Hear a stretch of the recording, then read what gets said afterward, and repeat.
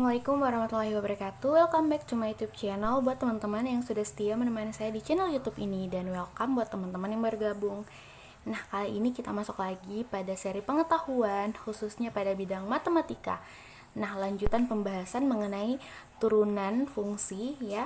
Nah, untuk materi awal kali ini, di video kali ini saya akan bahas sedikit lagi mengenai turunan fungsi ya. Jadi contohnya seperti ini. Kita langsung masuk saja ke contohnya biar lebih jelas.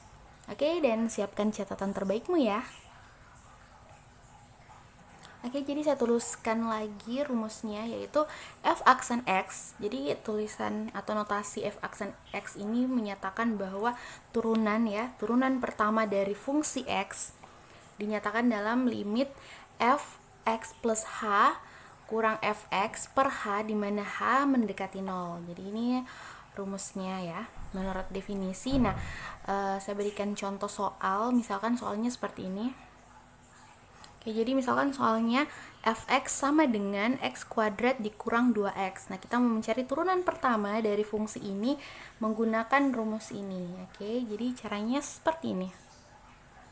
Tada, dan jadi ini adalah step kedua ya, setelah kita menuliskan rumus ini dan kita substitusikan dari fungsinya. Jadi di sini variabel x ya, perhatikan di soal. Jadi variabel x-nya ini kita akan ganti menjadi x plus h.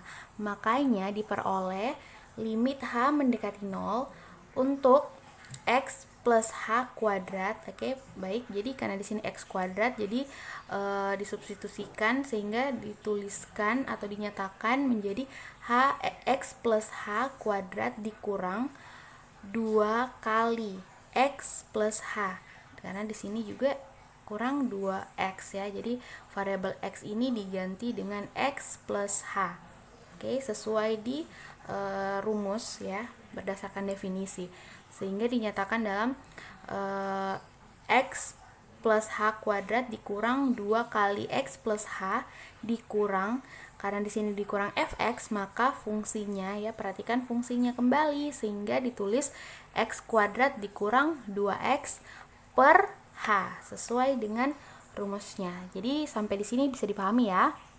Selanjutnya kita tinggal distribusikan saja atau jabarkan saja ini x plus h kuadrat berapa, kemudian dikalikan 2 negatif 2 kali x plus h. Oke, jadi diperoleh seperti ini. Oke, baik. Jadi setelah diuraikan, x plus h kuadrat itu diperoleh x kuadrat ditambah 2hx ditambah h kuadrat, kemudian negatif 2 nya didistributifkan, diperoleh negatif 2x dikurang 2h ya, karena negatif 2 dikali h negatif 2h, kemudian negatifnya didistributifkan juga ke dalam kurung, jadi diperoleh negatif x kuadrat ditambah 2x per h. Oke, jadi sampai di sini bisa dipahami ya. Kemudian kita lihat lagi yang manakah saling menghabiskan. Oke, nah di sini diperoleh bahwa ini saling menghabiskan ya, negatif 2x dengan 2x. Selanjutnya x kuadrat dengan negatif x kuadrat. Oke, bisa dipahami ya. Sehingga yang tersisa adalah limit 2hx ditambah h kuadrat dikurang 2h per h untuk h mendekati 0.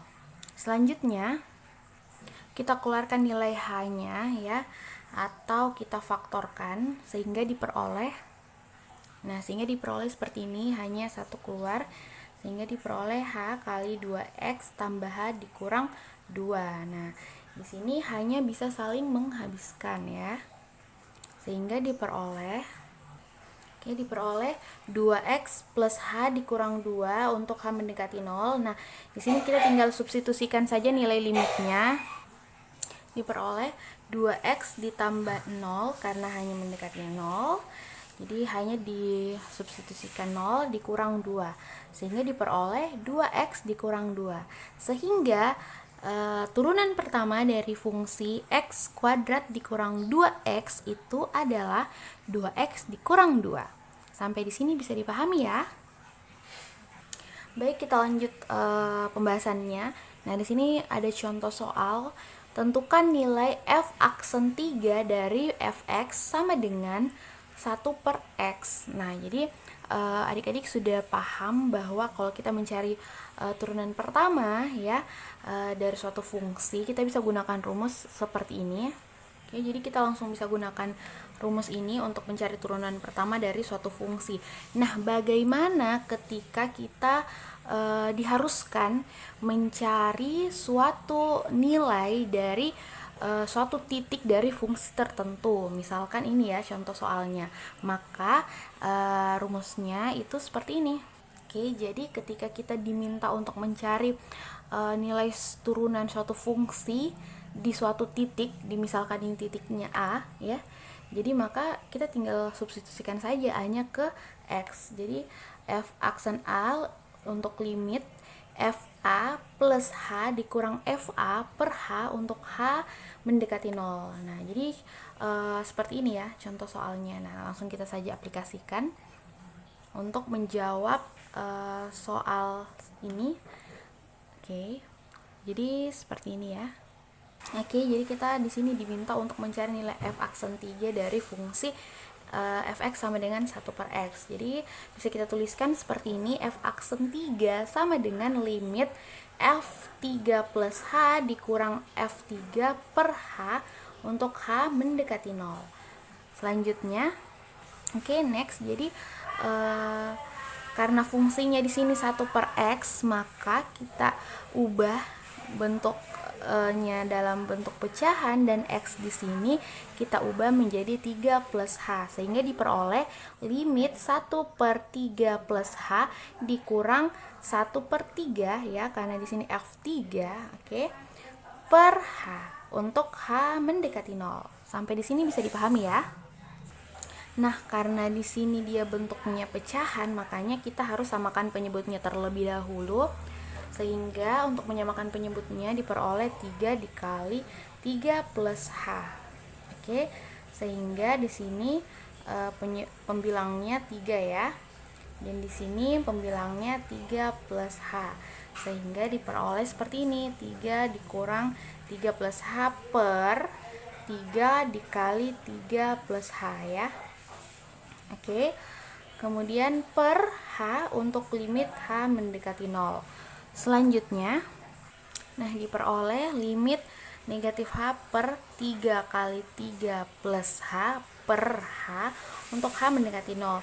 Nah, di sini kenapa pembilangnya tersisa min H? Karena 3 dan 3 ini saling menghabiskan ya, karena ketika didistributifkan, jadi negatif kali 3, negatif 3, negatif kali H, negatif H, sehingga 3 dikurang 3 habis ya, saling menghabiskan, sehingga diperoleh negatif H dengan penyebut 3 kali 3 plus H per H.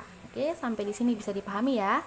Selanjutnya, nah ini saling menghabiskan sehingga diperoleh limit negatif 1 per 3 kali 3 plus H untuk H mendekati 0. Kemudian kita substitusikan variabel H-nya atau nilai H-nya itu 0, sehingga diperoleh negatif 1 per 3 dikali 3 plus 0, sehingga diperoleh hasilnya adalah negatif 9. Sampai di sini bisa dipahami ya. Oke, jadi materi selanjutnya yaitu aturan pencarian turunan. Jadi sebelum kita mengetahui bagaimana cara mencari turunan, sebaiknya kita pelajari dulu notasi-notasinya. Oke, tetap semangat dan siapkan catatan terbaikmu. Nah, jadi notasinya ada beberapa ya. Oke, jadi saya akan jelaskan satu persatu. Jadi notasi yang paling sering sekali, Oke. Jadi notasi yang paling sering sekali digunakan yaitu f aksen x ya. Jadi kalian sudah tahu bahwa notasi aksen di sini itu menyatakan bahwa turunan ya, menyatakan suatu turunan. Jadi yang paling biasa kita gunakan itu f aksen x, berarti turunan fungsi x. Oke. Nah, biasa juga ketika fx-nya ini dinyatakan dalam y, maka bisa dituliskan juga dalam bentuk y aksen. Selanjutnya, notasi yang tak kalah pentingnya yaitu yaitu notasi Leibniz ya, seperti ini. Maksud dari penulisan notasi Leibniz di sini yaitu ini adalah turunan dari yang pertama ini ya. Ini adalah turunan dari fungsi fx terhadap variabel x. Jadi fx ini diturunkan terhadap x. Bisa dipahami ya?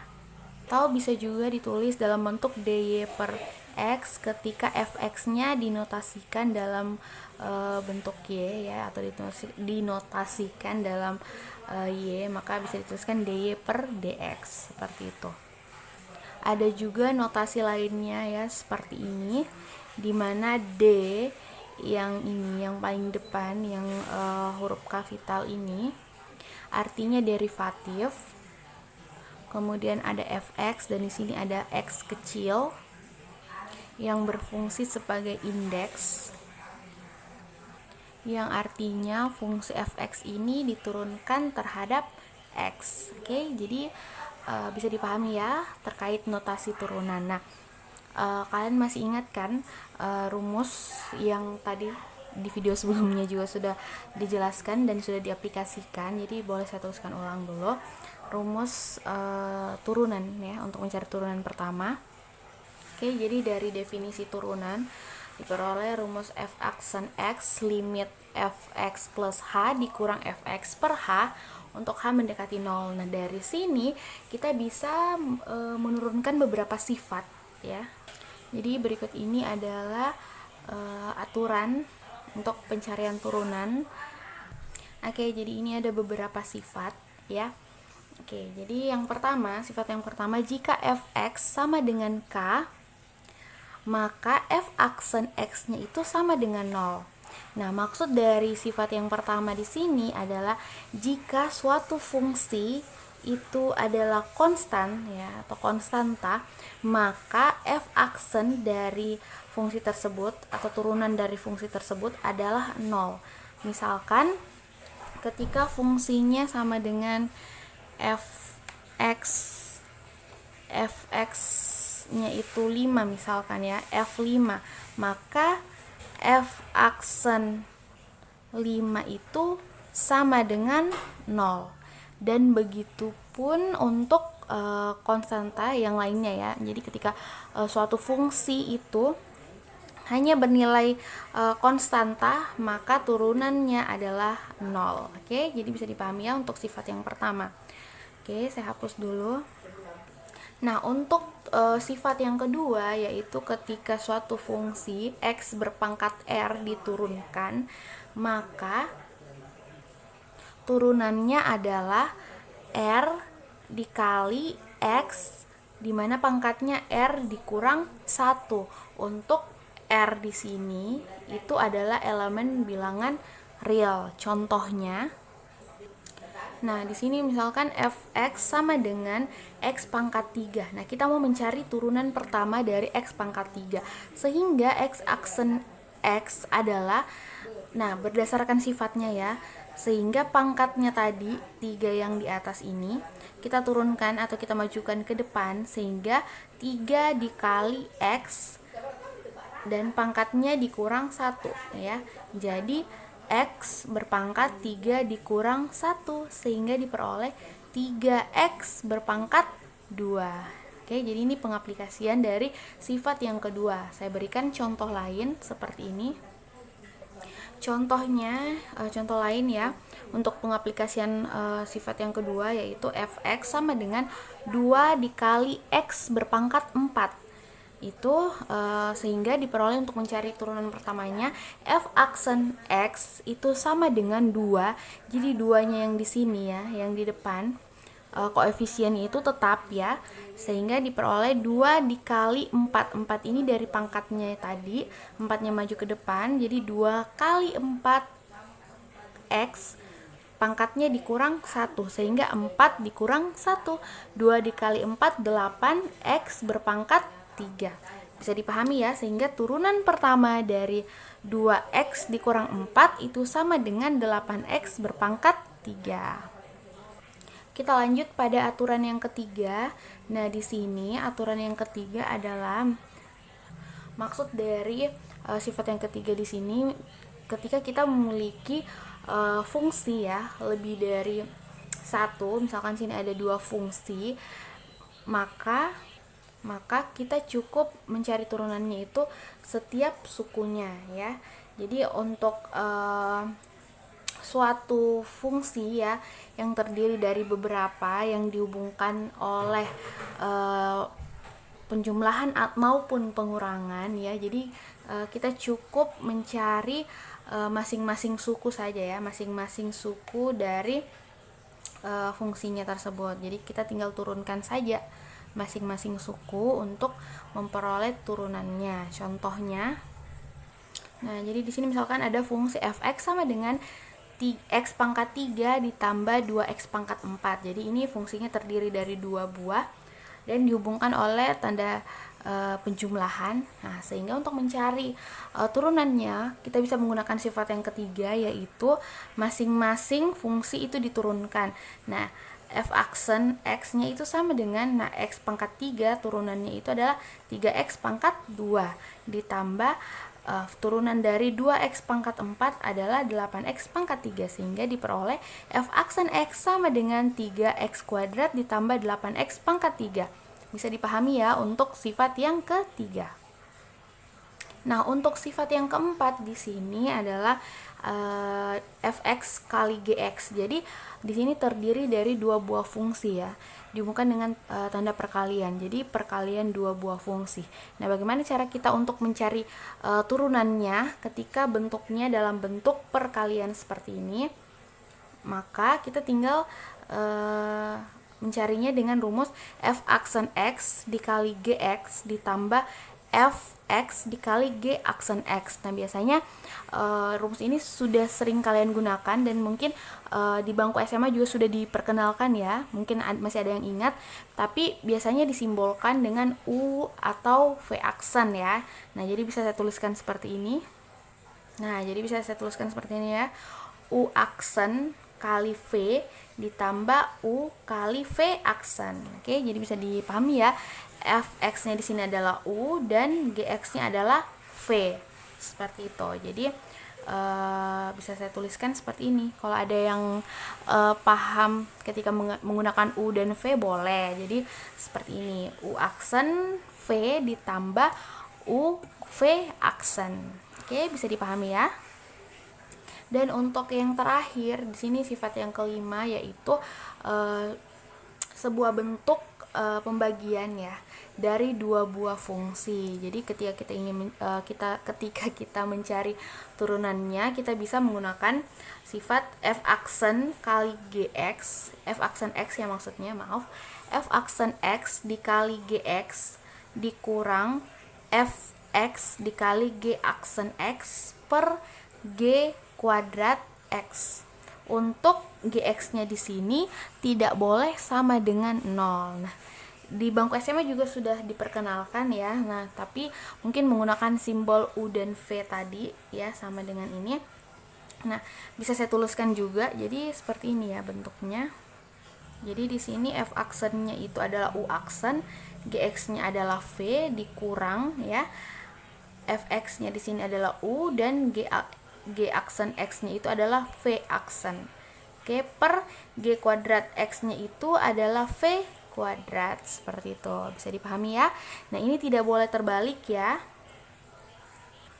Nah, jadi harus diperhatikan ya bahwa ini tidak boleh terbalik u aksen v-nya ya. Jadi tidak boleh v kali u aksen. Nah, dikurang u aksen v itu tidak boleh karena ini bentuknya pengurangan. Beda dengan yang di atas rumus yang keempat, ini boleh terbalik karena memang hanya penjumlahan ya. Nah, ini kalau pengurangan dia tidak bisa terbalik, harus seperti ini formasinya.